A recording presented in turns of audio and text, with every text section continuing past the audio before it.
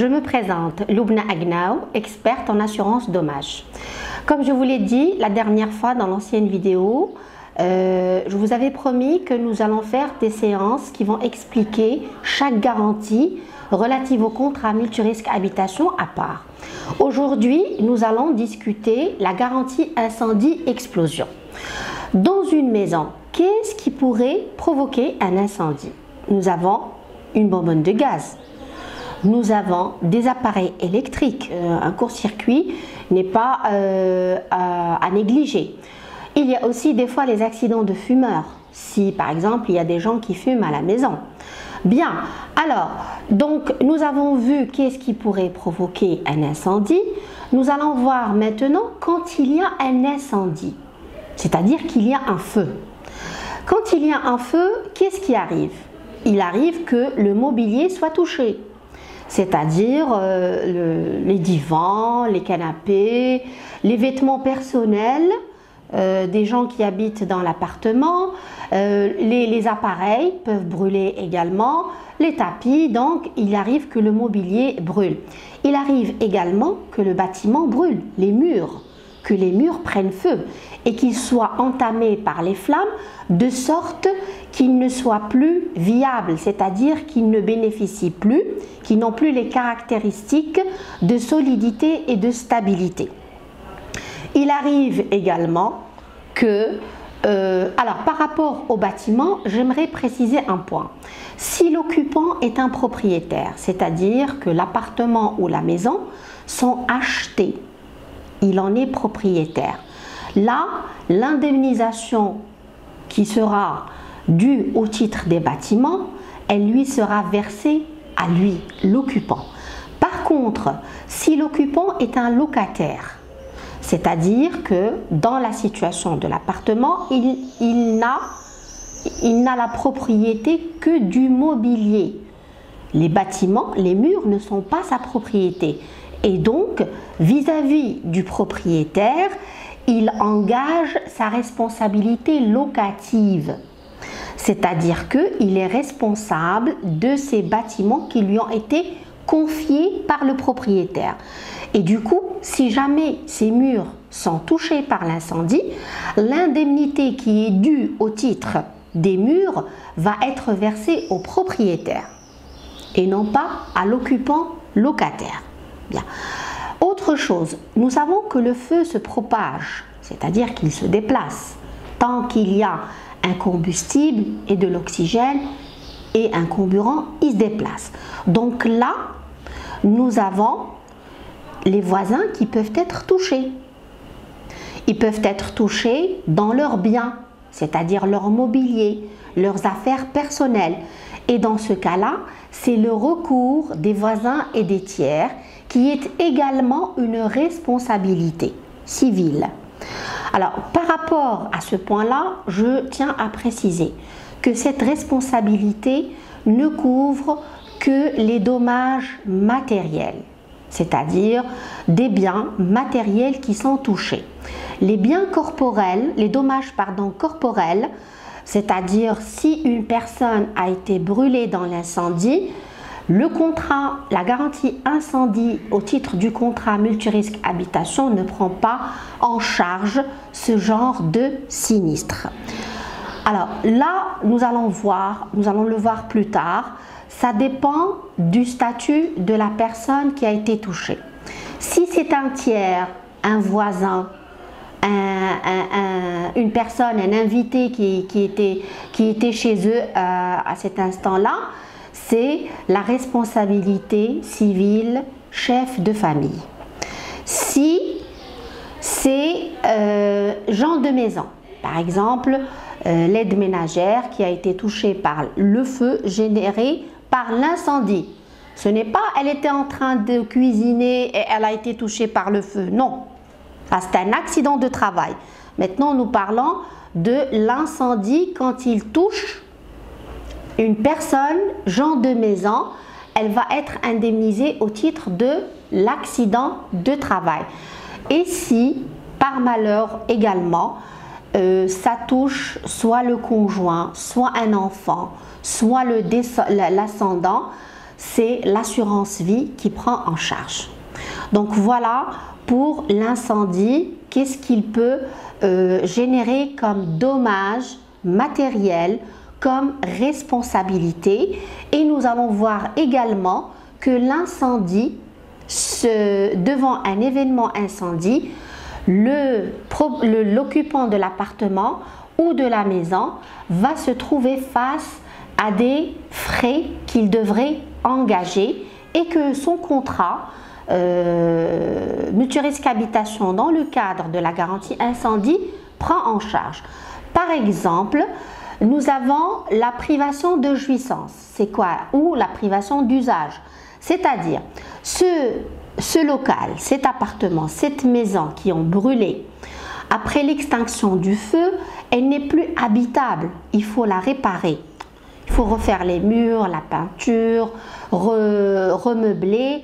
Donc pendant ce temps-là, l'occupant, il ne peut plus occuper cette maison.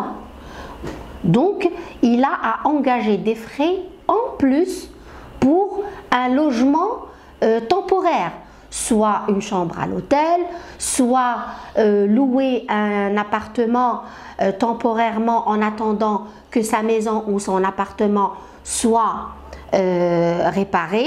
Et donc c'est des frais en plus. Ces frais-là sont prévus par la garantie incendie au titre du contrat Multirisque Habitation sous le libellé privation de jouissance ou privation d'usage, et généralement elle est comptabilisée à une année de loyer, c'est-à-dire la période de privation de jouissance sans pour autant dépasser une année de loyer.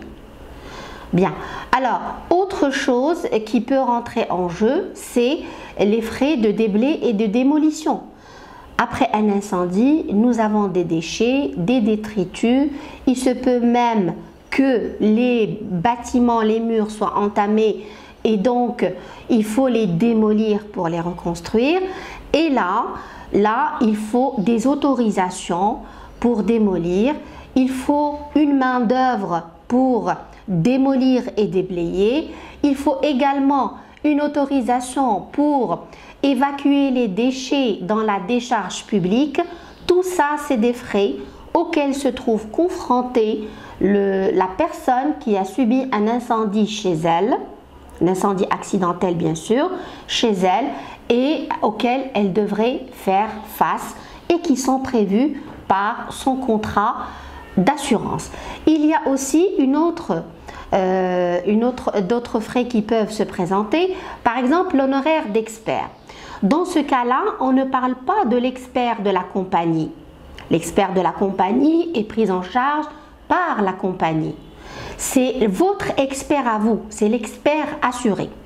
C'est-à-dire que si la personne qui a subi un incendie chez elle et qui souhaite se faire représenter par un expert, elle a le droit de le faire.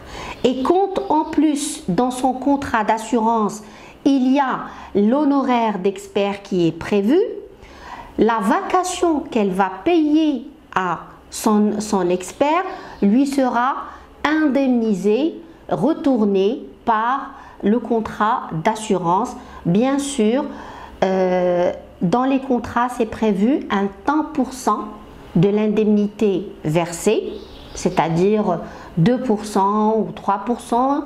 Il y a même des contrats où c'est prévu 5%, ça dépend des compagnies, mais sans pour autant dépasser la vraie vacation que vous avez, avec laquelle vous avez payé votre expert. Et donc, une facture doit être fournie à la compagnie d'assurance pour voir.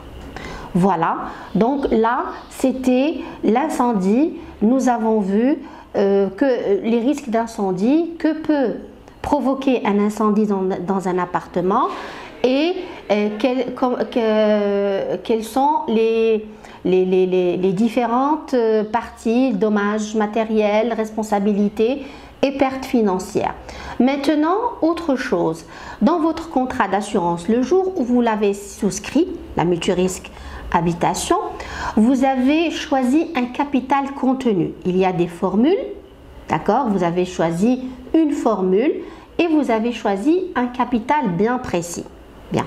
Donc, comme sont confectionnés les contrats multirisque habitation dans le marché, c'est quand vous choisissez une valeur de contenu et une option, le reste découle de lui-même parce que c'est des formules préconçues. Donc, vous avez le contrat, le capital contenu qui vous donne automatiquement le capital bâtiment, d'accord? Et vous avez aussi, pour les autres garanties, les capitaux qui sont fixés. Maintenant, je souhaite attirer votre attention sur un point. Quand vous signez votre contrat, ça y est, il produit ses effets, il court. Et bien sûr, vous, dans votre vie courante, vous avez le contenu qui augmente.